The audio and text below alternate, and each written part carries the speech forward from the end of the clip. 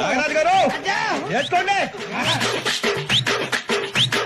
చల్ తమ్ముడు సౌండ్ పెట్టి గిప్ అని గుద్దుతే బేస్ నేల బతికేటాడు 10 రోజులు బతకుండా చేస్తుండు లంజా కొడుకు బస్సు పెట్టి.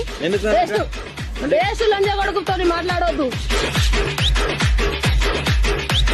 వాడేందో గాని పథకాలు అనుబంధాల వాడయ్యా, అని బోకిల వాడయ్యా, వాని దింపులు గాల గాని దిన్న పోతులాగా బలిసి పంది కూర్చుని కూర్చొని ఏసులో కూర్చొని చూస్తుంది లంజా కొడుకు మమ్మల్ని. ఏం గెలిచిందా నాయన, ఏం బట్ట గుడుస్తున్నా మరి. ప్రభుత్వం ఏంటంటే ప్రభుత్వం అయిందా రాని, ఇక్కడ ఆ ప్రభుత్వం సంకరాకి పోయింది, బట్ట గుడిసే పోయింది. ఇవన్నీ పోయినాయి. రైతు బంధు ఎక్కడ పోయినాయో ఓ రేవంత్.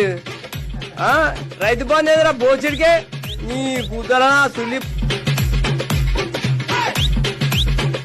मेरा भूले का कांग्रेस किराए का अम्मन నెంగించుకోవాలి.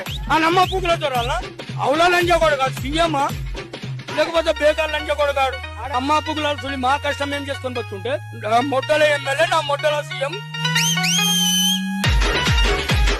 గుద్దలు పెట్టుకోమని చెప్పండి, గుద్దలు మలిచి పెట్టుకోమని చెప్పు, గుద్దలు మలిచి పెట్టుకోమని చెప్పు. ఏ లంజ కొడుకు ఇచ్చి ఎవరికి ఇచ్చిండాడు లంజ కొడుకు చెప్పు.